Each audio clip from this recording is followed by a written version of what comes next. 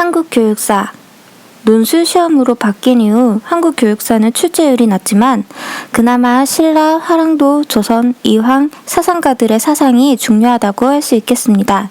시대순으로 삼국시대부터 보겠습니다. 통일전 신라시대는 화랑도 교육을 통해 풍류사상과 유불선 사상을 중요시하였습니다. 지적인 것보다는 활동적인 것을, 도덕, 정서, 신체, 군사적 훈련을 중시하였으므로 현대시대에는 전인교육을 했다고 평가받고 있습니다. 사상가로는 설총과 원효스님이 있는데요. 특히 원효스님이 중요합니다. 설총은 화한계를 통해 비유적 교육법을 활용했다는 평가를 받고 있고요. 원효스님의 사상에는 일심사상, 화쟁사상, 무해사상, 유심연기사상이 있습니다. 일심사상은 일심을 깨닫는 것이 중요하다는 사상입니다.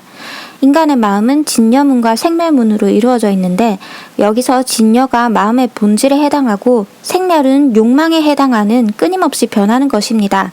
진여의 마음을 깨닫는 것이 중요하다는 뜻입니다. 만약 원효스님의 일심사상이 나온다면 교육의 목적과 관련하여 서술할 수 있어야 하겠습니다. 화쟁사상과 무해사상은 매우 비슷한데요. 무해사상을 사상적으로 발전시킨 것이 화쟁사상이라고 할 수 있겠습니다. 무해사상은 모든 사람이 차별이 없고 조화가 중요하다는 사상이고요. 화쟁사상은 불교 교리 간의 화합을 강조한 것입니다. 유심연기사상은 해골에 담긴 물을 마시고 얻은 깨달음으로써 모든 것은 마음에 달려있다는 것입니다. 이는 자기발견학습과 연결하여 서술할 수 있어야겠습니다. 원효스님은 중국으로의 유학길을 포기하고 신라로 돌아와 사람들에게 불교를 전파하기 위해 노래를 부르며 춤을 추었다고 합니다. 따라서 교육 방법으로 시청각 교육의 선구자가 아니냐라는 평가를 듣고 있다고 합니다. 고려시대로 넘어와 진울스님을 보겠습니다. 진울스님의 사상은 도노 점수와 정의 결사가 있는데요. 도노는 깨달음, 정수는 닦음을 의미합니다. 깨닫는 것 못지않게 닦는 것이 중요하다는 뜻이고요. 정의 결사의 정은 수양, 해는 지혜를 의미합니다. 따라서 수양하는 것 못지않게 지혜를 갈고 닦는 것이 중요하다는 의미입니다. 여기서 도노와 정은 종교적인, 불교적인 의미를 갖고 있고요. 점수와 해는 교육적인 의미를 지니고 있다고 할 수 있겠습니다. 조선은 성리학의 나라로 불린 만큼 성리학을 중요시 여겼는데요.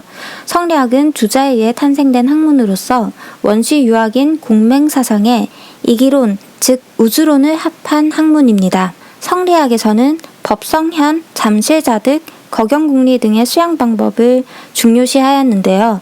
법성현이란 성현을 모방하다라는 뜻이고 잠심자득은 내 마음 깊숙이 잠수하여 들여다본다라는 뜻입니다. 이황 선생님의 사상을 보겠습니다. 이황 선생님은 경, 위기지약, 거경궁리, 잠실자득 등의 수양 방법을 중요시하였는데요. 경이란 마음을 주재함으로써 정신을 집중한 동의 상태를 의미합니다. 끊임없이 자신을 삼가면서 경건한 마음을 유지할 것을 강조하였습니다. 따라서 이는 교육 이념과 관련된 것이라 할 수 있겠습니다. 위기지약이란 위인지약하지 말고 위기지약하라는 의미인데요. 위인지약은 다른 사람에게 잘 보이기 위한 학문을 하라라는 뜻이고 위기지약은 나 자신을 발전시키기 위한 학문을 하라라는 뜻입니다.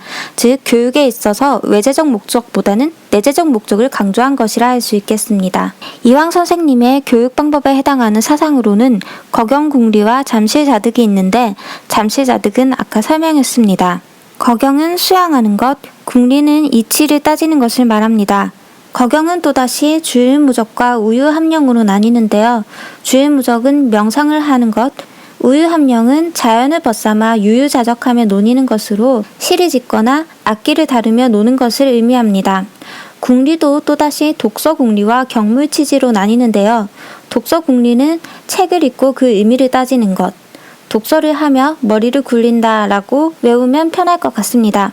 경물치지는 사물, 사건의 시시비비를 가리는 것을 의미합니다. 이희 선생님은 입지와 성사상이 중요합니다. 입지란 뜻을 세우다 라는 뜻으로서 현대사상에서는 동기유발에 관련된 것이고 성사상은 성실하게 꾸준히 공부할 수 있다 라는 뜻으로 유발된 동기가 꾸준하게 유지될 수 있는 의지를 뜻합니다. 현대의 학자들도 동기 못지않게 의지도 중요하다라고 말하는 추세라고 합니다. 또한 이 선생님은 단계별 교육 내용을 제시하였는데요. 수학을 공부한 후 사서오경의 9가지 순서를 제시하였습니다. 다독보다는 정독을 중시하였고 독서뿐만 아니라 실천도 중요시하였으며 이황 선생님에 비해서는 주기론자라고 합니다. 실학자들의 교육 사상을 보겠습니다. 이들은 공통적으로 체계적인 교육, 수준에 따른 분화, 교육 기회의 증대, 과거 제도의 개혁을 주장하였습니다. 유형원 선생님은 과거제를 비판하면서 공고제를 제안하였는데요. 공고제는 추천제를 의미합니다. 그러나 유형원 선생님의 공고제는 일반적인 추천제와는 다릅니다. 그의 주장은 중앙과 지방에 각각 방상, 사학, 중학, 향상, 음학, 영학의 학교를 세우자고 합니다. 방상과 향상은 초등 단계의 교육인데요. 조선의 초등교육에 해당하는 서당이 사학인 것에 반하여 방상과 향상도 관학으로 세울 것을 주장합니다. 또한 입학 제한을 없애 백성들을 위한 교육입니다. 사학과 중학, 읍학과 영학은 선비를 기르는 과정에 해당합니다. 이전 단계의 학교에서 교수자가 학생들을 가르치며 우수한 학생을 선발하여 다음 단계로 진학하게 하여 최종적으로 태학을 졸업하면 과거 시험 없이 관리가 되도록 하자는 주장입니다. 정양록 선생님은 수기위 천하인을 강조하였습니다. 수기위는 다른 사람을 위해 자신을 갈고 닦는다는 뜻으로 군자를 지칭하는가 하면 수기위 천하인은 실용인이 되기 위해 자신을 갈고 닦는다라는 뜻입니다. 또한 수기치인도 재해석하였는데요. 기존에는 사람을 다스리다 라는 뜻으로서 정치적인 의미로 해석하였다면 사람과 사람이 관계를 맺는 방식을 치인으로 해석하여 교육적으로 그 의미를 발전시켰습니다. 자연과학, 기술, 역사 교육을 강조하였고요. 천자문을 비판하였습니다.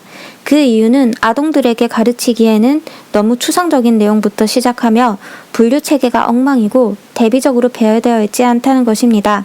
따라서 아학편을 편찬하였는데요. 이는 삼권과 하권으로 분리되어 있는데 상권에는 유형자, 즉 사물에 관한 구체적인 것들이 실려있고 하권에는 무형자, 개념에 관한 것들이 실려있다고 합니다. 그는 교육을 통해 덕행, 경술, 문예를 가르쳐야 한다고 주장하였는데요. 덕행을 특히 강조하였습니다. 덕행에는 효, 제, 자가 있는데 효는 임금을 섬기는 것, 제는 어른을 섬기는 것, 자는 아랫사람을 섬기는 것을 의미합니다. 아랫사람에게서도 분발의 점이 있다고 생각한 것이 특이한 점입니다.